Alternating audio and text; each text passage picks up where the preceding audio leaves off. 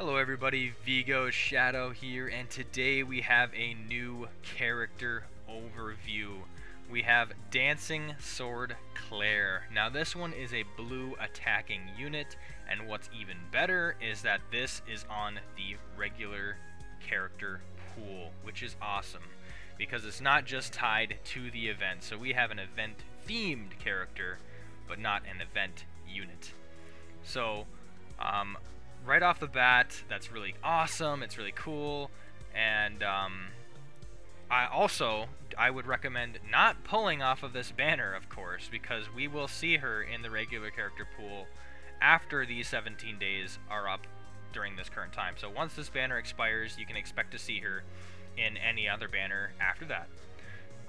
In the meantime, though, we do have this free daily summon that we can get, and if you do get her off of this ×1 free summon, consider yourself very lucky. But yeah, let's just go into the stats on Claire right now. So we're going to hit max there. So here is power to healing boost. And then we have healing boost to overheal. And at the bottom there we have the group pause if you need to. But yeah, we're just going to jump right into her abilities then. Alright, here we have it, Claire. This is what she looks like on the when you have her as a character. Really awesome. We're going to go ahead and look at her ultimate right away, her hidden technique, Masquerade Duel. So for Masquerade Duel, we have inflicts 1,600% damage on a single enemy. Pretty standard damage, nothing to boast about here. But what the additional thing is it further inflicts stun for 5 seconds. Anything with stun, I think, is just really good. So, not bad.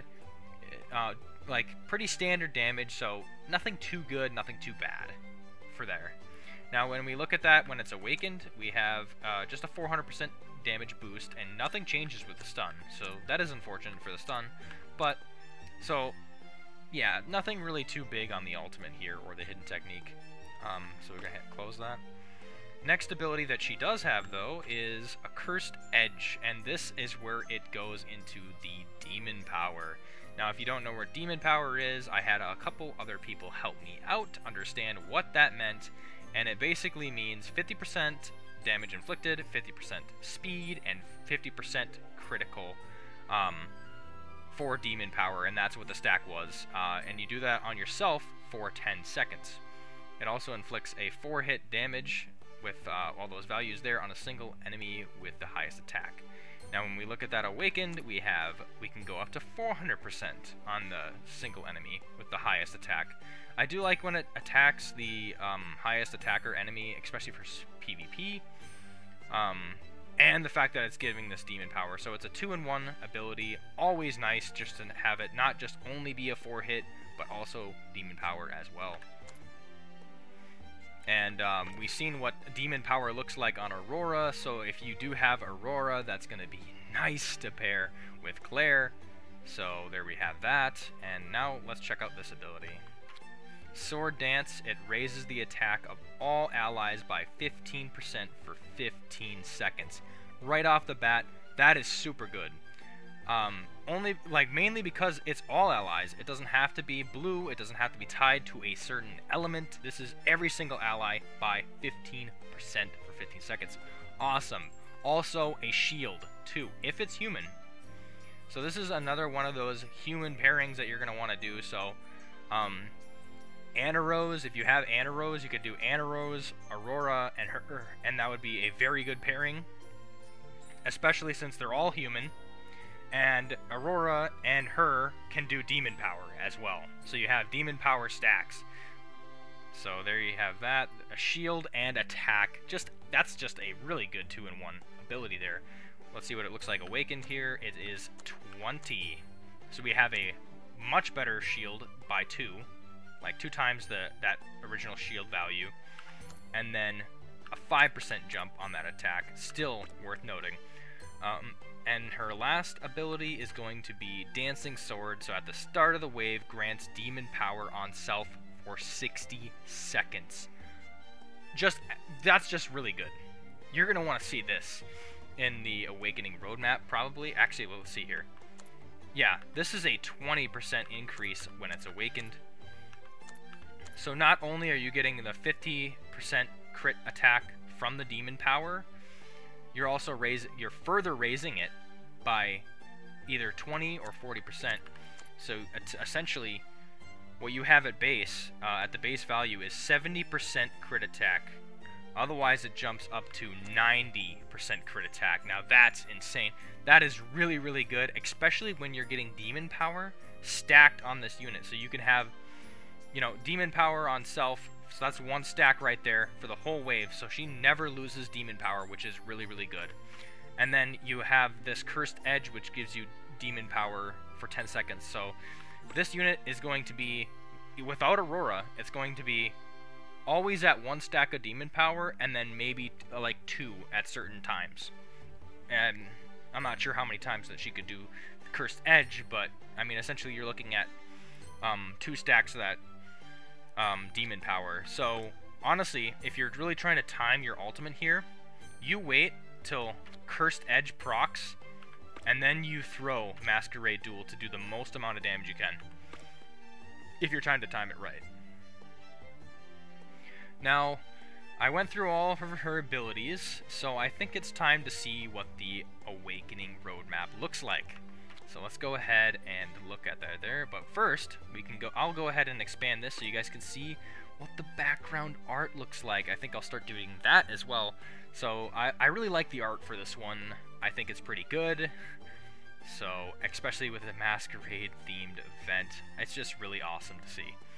We're going to go ahead and go into the Awakening here then, and we have A1 right off the bat. This is that demon power, like 4-hit combo. It doesn't change the amount of demon power per second, but it does at least 400% instead of that other value with all 70s on that single enemy. So this is not the best one, maybe the worst to see on the Awakening roadmap, so this is not really that good. Then we're going to go to the A2, which is the ultimate. It's always good to have more damage on the ultimate, only by a 400% increase though.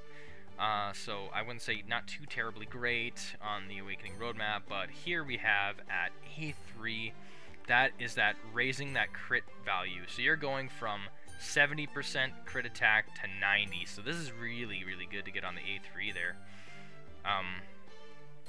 And especially if you have Aurora too. That's like Aurora and this character is just going to be a good pairing no matter what, so it's awesome. A4 is the gear slot, always good. Unfortunately, it's tucked away pretty far.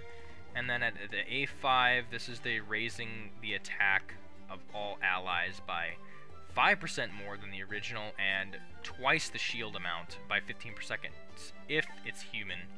So this one is really good to get in the Awakening roadmap, but it's very far tucked behind. So the Awakening roadmap on this one is honestly pretty bad since you have to get it to A3, but it is part of the regular character pool, so that ain't too much of a problem there, because you'll be able to at least pull this character over time, and maybe you can get to those farther A3, A5 levels. So, essentially, that's all there is to this character. Why don't we go ahead and take a peek at the magic gear next. Alright, so here we have it. There is the advertisement for the boost the attack of the entire party. Grant shield to human allies. There it is.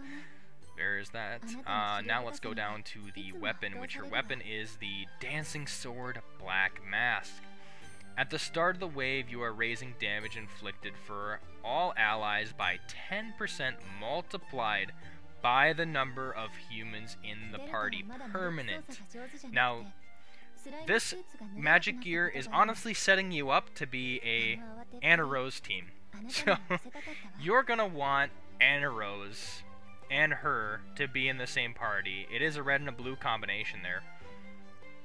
And then on top of that, if you did have Aurora, right off the bat, 3 good attackers to have in the same party is Aurora, Anna Rose, and now this Claire, because you have humans being buffed all the way, shields, attack up, Anna Rose boosting the human allies by a bunch, and then of course you have this magic gear on top of it, so if you have a team of all humans, that is 50%. That is 50% and absolutely nuts. So yeah, honestly, this magic gear, if you have the right team set up, is very good. And I'm going to say it pretty much heavily relies on Anna Rose, which is also in the regular character pool. So, if you have Anna Rose, this is super good for that, to have that pairing. It's like almost like an essential duo to have. Of course, I'm not going to put like should you pull, since this is just a regular standard banner. But then comes the question, where does this Claire rank as far as like blue attackers go? And I'm gonna go ahead and say, obviously it depends on the team setup that you have. Obviously she's not as effective if you don't have humans in your party, or like quite a bit of them. So like anything like Alpha in your party for a tank, that's not gonna be affected for her. But I would still, like, she's probably doing quite a bit. She has pretty standard damage for an ultimate, but I think I would go ahead and safely put this one in, like, okay, so like B tier if you have no other humans in your party and it's just here, and it's just her, so that would kind of suck. But she could still hold her own pretty well, I think, especially with granting demon power to herself, because it seems like there's a lot of boosts for herself.